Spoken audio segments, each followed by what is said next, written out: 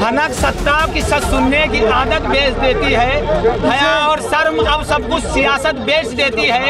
निकम्मेपन की बेशर्मी अगर आंखों पे चढ़ जाए तो फिर औलाद पुरखों की विरासत बेच देती है। देश की सियासत में यूं तो कई आंदोलन सुर्खियों में रहे।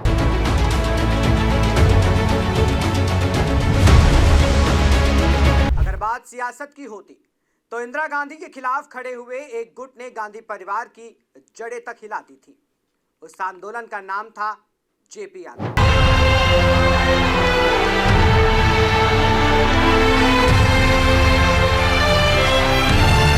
यह आंदोलन भी सत्ता के हस्तांतरण के लिए ही खड़ा हुआ था। 1975 के इस राजनीतिक सैलाब के बाद देश में साल 2011 में एक नई करवट ली, जिसका नाम था जन लोकपाल बिल आंदोलन। वो कर्जा से भी हिमालय जैसी पहाड़ी बन गई कर्जा के देश पर। अभी तो ऐसी स्थिति है, कर्जा का ब्याज भरने के लिए फिर से कर्जा लेना पड़ रहा। तो ये हमारा अज्ञान था, हम मालिक हो गए थे। इस बगावत ने कांग्रेस की सल्तनत पर ऐसी जर्ब पहुंचाई कि कभी पूरे मुल्क में एक छत्र राज करने वाली पार्टी अब महज 2-3 सूबों और राज्यों में सिमट कर रह गई।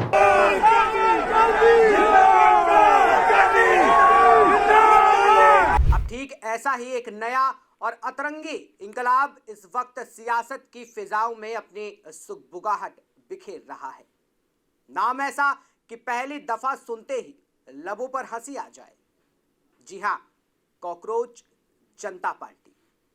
कॉकरोच जनता पार्टी के संस्थापक अभिजीत दीप के जंतर मंतर पर होने वाले प्रदर्शन में शामिल होने के लिए दिल्ली तो पहुंच गए।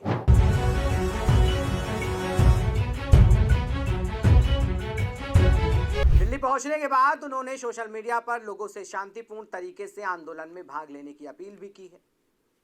तारीख गवाह है कि जब जब बगावत का आगाज हुआ है, जमाने ने पहले उसे मजाक में ही उड़ाया है। लेकिन ये महज कोई मजाक या सियासी पैतरा नहीं, बल्कि जनजी के हौसलों के दम पर खड़ी की गई वो पुरअसर आवाज है जो कानों के रास्ते सीधे आवाम के जहन को टटोल रही है।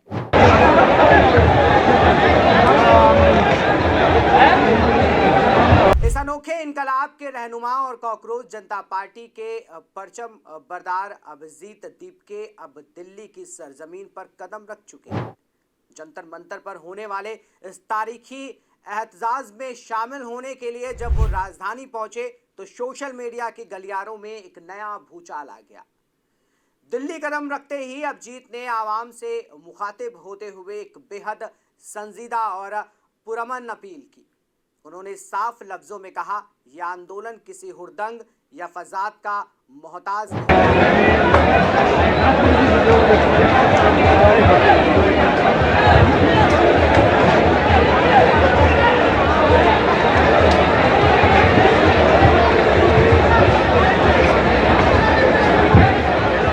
हमारी ताकत हमारा अमन है।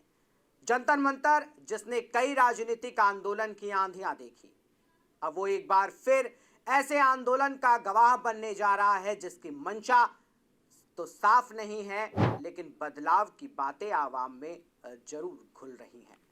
इसी सरजमीन से उठने वाली हर आवाज मुल्क के आईने के दायरे में रहकर अपनी गूंज दर्ज कराएगी। जो चिंगारी रील्स और मीम्स से भड़की थी, आज वो हुक्मरानों के गलियारों में तहलका मचाने को बेताब।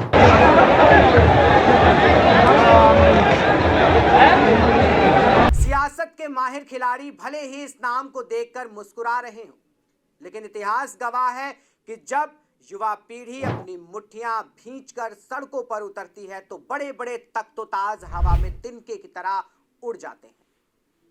जेपी आंदोलन बुजुर्गों और तजुर्बाकारों का था, अन्ना आंदोलन मध्यम वर्ग की हताशा का था, और ये कॉकरोच आंदोलन डिजिटल दौर के उस यूथ का है जिसे नजरअंदाज करना किसी भी हुकूमत के लिए सियासी खुदकुशी साबित हो सकती है।